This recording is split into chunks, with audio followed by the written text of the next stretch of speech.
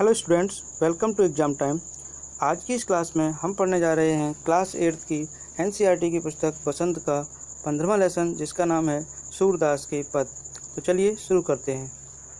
इसमें पहला पद है, मैया कभें बढ़ेगी चोट, कितनी बार मोए दूध पियत भय, यह अजऊ है छोट, तू तो कहती बल्कि बेनी, ज्यों है लांबी मोटी, काढ़त गोहत नहावत जेह, नागिन सी भुई लोटी, काचो दूध पिवावत, पच पच देत न माखन रोटी, सूर चिरजीवो दो भैया, हरी हलधर की जोटी। चलिए बच्चों, अब इसके अर्थ को जान लेते हैं। प्रस्तुत पद में कवि सूरदास जी अपने कान्हा जी के बचपन की एक लीला का वर्णन किया है। उनके अनुसार यशोदा माता कान्हा को दूध पिलाने के लिए कहती हैं कि इससे उनकी चोटी जो आज छोटी है वो मोटी और लंबी हो जाएगी। कान्हा जी इसी विश्वास में काफ़ी दिन तक दूध पीते रहते हैं और ये सोचते हैं कि उनकी चोटी भी उनके भाई बलराम की जितनी बड़ी हो जाएगी। लेकिन एक दिन उन्हें ध्यान आता है कि उनकी जो चोटी है वो तो बढ़ ही नहीं रही है।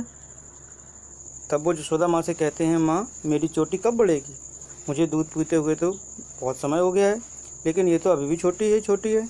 आपने तो कहा था कि दूध पीने से मेरी चोटी किसी पेड़ की तरह लंबी और मोटी हो जाएगी, फिर उसे हम कंघी से काढ़ा जाएगा, गूँथा जाएगा, फिर नहाते समय वो किसी नागिन की तरह लहराएगी।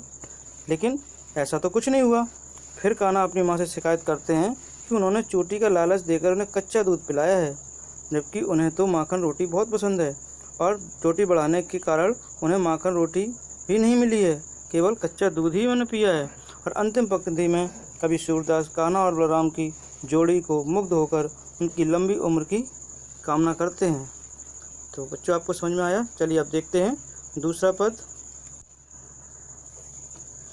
तेरे लाल मेरो माखन खायो, दोपहर दिवस जाने घर सुनो, ढूंढ डडोरी आप ही आयो, खोल किवार पैठ मंदिर में, दूध दही सब सखनी खवायो, ऊखल चढ़ सी के को लीनो, अनभावत भुई में ढरकायो, दिन प्रतिहान होत गौरस की, यह ढोटा कौन ढंग लायो, सूर्य श्याम को हटके न राखे, तैकी पूत अनोखो जायो।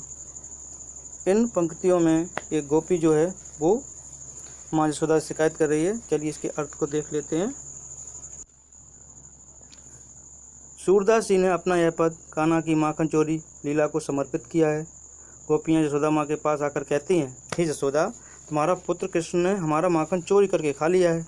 दोपहर में वो घर को सूना देखकर घर में घुस गया और अपने दोस्तों के साथ मिलकर सारा दूध दही वो खा गया। आगे गोपियाँ कहती हैं, कान्हा ने ओखली पर चढ़कर छीके से मक्खन उतारा और खा पीकर कुछ मक्खन ज़मीन पर फैला दिया। यशोदा अपने ऐसे उत्पाती लड़का पैदा कर दिया है जिसकी वजह से हमें हर रोज़ दूध दही का नुकसान हो रहा है। आप उसे रोकते क्यों नहीं हो? क्या आपने ही एक अनोखे पुत्र को जन्म दिया है? तो इस तरह से गोपियाँ शिकायत करती हैं। तो बच्चों, हमने अब इस लेसन की जो भी व्याख्या थी वो जान ली है। आपको अर्थ समझ में आया होगा। अब हम इस लेसन के जो भी इम्पोर्टेंट प्रश्न और उत्तर हैं उनको समझेंगे।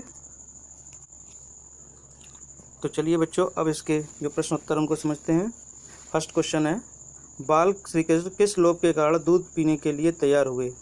उत्तर है, बाल श्री कृष्ण अपनी चोटी अपने बड़े भाई बलराम जितनी मोटी करना चाहते थे और माता यशोदा ने उन्हें कहा था कि दूध पीने से उनकी चोटी मोटी हो जाएगी। वो इसी लोभ में दूध पीने के लिए तैयार हो गए। दूसरा प्रश्न है, श्री कृष्ण अपनी चोटी के विषय में क्या सोच रहे थे? श्री कृष्ण अपनी चोटी के विषय में सोच रहे हैं कि मोटी होने के बाद उनकी चोटी भी नहाते समय बलराम भैया की चोटी की तरह नागिन की भांति लहराएगी।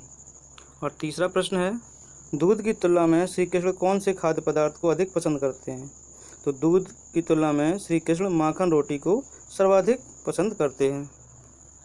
मैं ही पूत अनोखों जायो, पंक्ति में ग्वालन के मन के कौन से भाव मुखारित हो रहे हैं? इस प्रश्न का उत्तर है, उक्त पंक्ति में ग्वालन श्री कृष्ण जैसा पुत्र पाने पर ईर्ष्या का भाव रखती हैं। वो भी चाहती थी कि उनके भी एक श्री कृष्ण की तरह पुत्र हो। माखन की चोरी की वजह से गुस्सा भी दर्शाती हैं, इसलिए वो यशोदा माँ को उलाहना दे रही हैं। माखन चुराते समय और खाते समय श्री कृष्ण थोड़ा सा मक्खन बिखरा क्यों देते हैं? श्री कृष्ण ऊंचे छीके पर रखा मक्खन नहीं उतार पाते हैं क्योंकि वे बहुत छोटे थे, इसलिए वो अपने सखाओं की मदद से मक्खन चुराते हैं। वो आधा मक्खन खुद खाते थे, आधा अपने सखाओं को खिलाते थे। सखा में मित्र। इस दौरान मक्खन ज़मीन पर गिर जाता था। ठीक है बच्चों, तो आपने इन सभी के प्रश्न और उत्तर समझ लिए हैं। बच्चों, हमें उम्मीद है कि आपको ये जो प्रश्न उत्तर हैं और जो व्याख्या अच्छी तरह समझ में आ गई होगी, और जो प्रश्न संख्या 6 है उसे आपको अपने आप करना है। और अगर आपको ये वीडियो पसंद आया हो तो इसे लाइक करें, अपने दोस्तों के साथ शेयर करें और हमारे चैनल को सब्सक्राइब करें, जिससे हम अपने आने वाले समय में ऐसे ही आपको वीडियो प्रोवाइड करते रहें। धन्यवाद।